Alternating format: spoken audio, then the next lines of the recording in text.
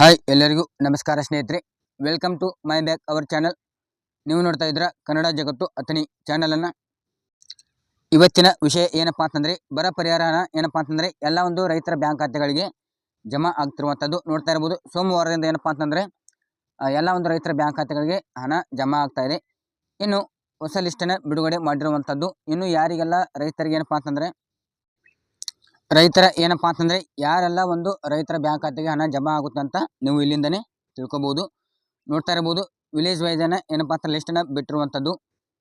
ನಿಮ್ಮದು ಏನಾದರೂ ಇಲ್ಲಿ ಅಮೌಂಟ್ ಆಗಿತ್ತು ಅಂತಂದರೆ, ಅಂದರೆ ಜನವರಿ ತಿಂಗಳಲ್ಲಿ 2,000 ರೂಪಾಯಿ ಹಣ ಯಾರಿಗೆಲ್ಲ ಜಮಾ ಆಗಿದೆ ಅಂಥವ್ರಿಗೆ ಏನಪ್ಪಾ ಅಂತಂದರೆ ಬರ ಪರಿಹಾರದ ಹಣ ಜಮಾ ಆಗುತ್ತೆ ಅಂತಲೇ ಹೇಳ್ಬೋದು. ನೋಡ್ತಾ ಇರ್ಬೋದು ನೀವು ಇಲ್ಲಿ ಲಿಸ್ಟನ್ನು ಬಿಟ್ಟಿರುವಂಥದ್ದು. ಹಾಗಾದರೆ ಲಿಸ್ಟಲ್ಲಿ ನಿಮ್ಮ ಹೆಸರು ಇದೆಯಾ ಇಲ್ವಾ ಅಂತ ಯಾವ ರೀತಿಯಾಗಿ ಚೆಕ್ ಮಾಡೋದು ಅಂತ ಈ ಒಂದು ವಿಡಿಯೋದಲ್ಲಿ ನೋಡ್ತಾ ಹೋಗೋಣ. ಅದಕ್ಕೂ ಮೊದಲು ನೀವೇನಾದರೂ ಮೊದಲ ಬಾರಿ ನಮ್ಮ ಚಾನಲ್ ನೋಡ್ತಾ ಇದ್ದರೆ ಈ ಕೂಡಲೇ ಸಬ್ಸ್ಕ್ರೈಬ್ ಮಾಡ್ಕೊಳ್ಳಿ ಅಂತ ಹೇಳ್ತಾ ಬನ್ನಿ ನೋಡ್ತಾ ಹೋಗೋಣ. ನೀವು ಮೊದಲಿಗೆ ಬ್ರೌಸರ್ಗೆ ಹೋಗಿಬಿಟ್ಟು ಬರ ಪರಿಹಾರ ಅಂತೇಳಿ ಸರ್ಚ್ ಮಾಡಬೇಕಾಗುತ್ತೆ.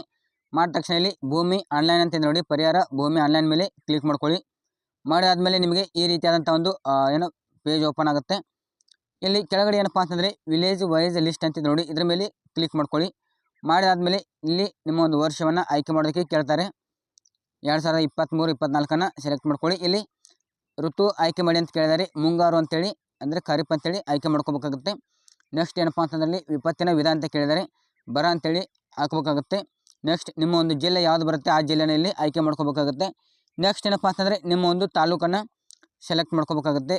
ಆಮೇಲೆ ಹೋಬಳಿ, ನಿಮ್ಮ ಒಂದು ಹೋಬಳಿ ಯಾವ್ದು ಬರುತ್ತೆ ಆ ಹೋಬಳಿಯನ್ನು ಇಲ್ಲಿ ಸೆಲೆಕ್ಟ್ ಮಾಡ್ಕೋಬೇಕಾಗುತ್ತೆ. ಆಮೇಲೆ ನಿಮ್ಮ ಒಂದು ಗ್ರಾಮವನ್ನು ಕೇಳಿದರೆ ಗ್ರಾಮವನ್ನು ಆಯ್ಕೆ ಮಾಡ್ಕೊಂಡ್ಬಿಟ್ಟು ಇಲ್ಲಿ ಕೆಳಗಡೆ ನೋಡ್ಬೋದು ನೀವು ಇಲ್ಲಿ ಪಾವತಿ ವಿಫಲ ಪ್ರಕರಣಗಳು ಅಂತಿದೆ. ಆಮೇಲೆ ಪಾವತಿ ಯಶಸ್ಸಿನ ಪ್ರಕರಣಗಳು ಅಂತೇಳಿ ಬಂದಿದೆ ನೋಡ್ಬೋದು ನೀವು ಇಲ್ಲಿ.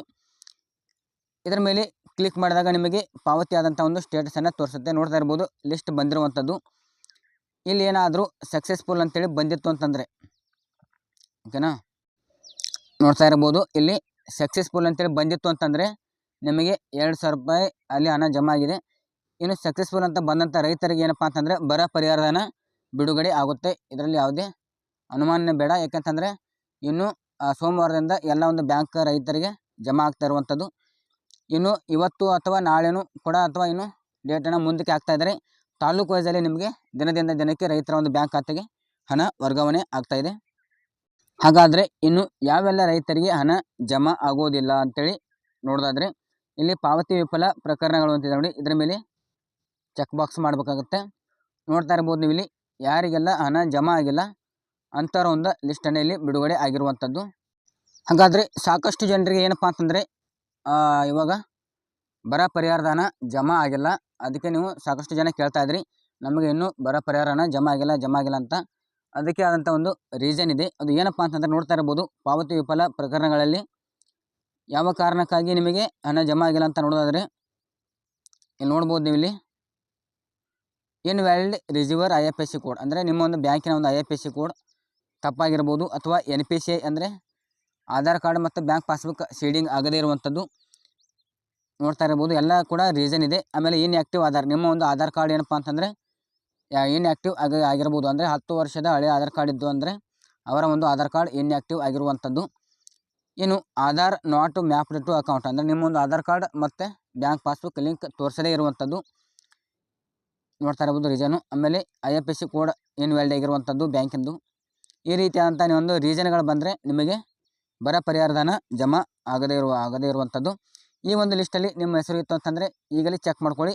ಇದಕ್ಕೆ ಏನಪ್ಪ ಅಂತ ಜಮಾ ಆಗಿರಲ್ಲ ಅಂದರೆ ನಿಮ್ಮ ಒಂದು ಲಿಸ್ಟ್ಗಳನ್ನ ಬಂದಿದ್ದರೆ ಇದನ್ನು ಮತ್ತೆ ನಿಮ್ಮ ಒಂದು ಇಲಾಖೆಯ ಅಧಿಕಾರಿಗಳಿಗೆ ಭೇಟಿ ಕೊಟ್ಟು ಇದನ್ನು ಸರಿಪಡಿಸ್ಕೋಬೋದು ಅಂತ ಹೇಳ್ತಾ, ಓಕೆ ಸ್ನೇಹಿತರೆ, ಈ ಒಂದು ವಿಡಿಯೋ ನಿಮಗೆ ಇಷ್ಟ ಆಯಿತು ಅಂತ ಅನ್ಕೋತೀನಿ. ಇಷ್ಟ ಆದರೆ ಹಾಗೆ ಲೈಕ್ ಮಾಡಿ, ಕಮೆಂಟ್ ಮಾಡಿ, ಶೇರ್ ಮಾಡಿ ಅಂತ ಹೇಳ್ತಾ ಈ ಒಂದು ವಿಡಿಯೋನ ಇಲ್ಲಿಗೆ ಎಂಡ್ ಮಾಡ್ತಾಯಿದ್ದೀನಿ.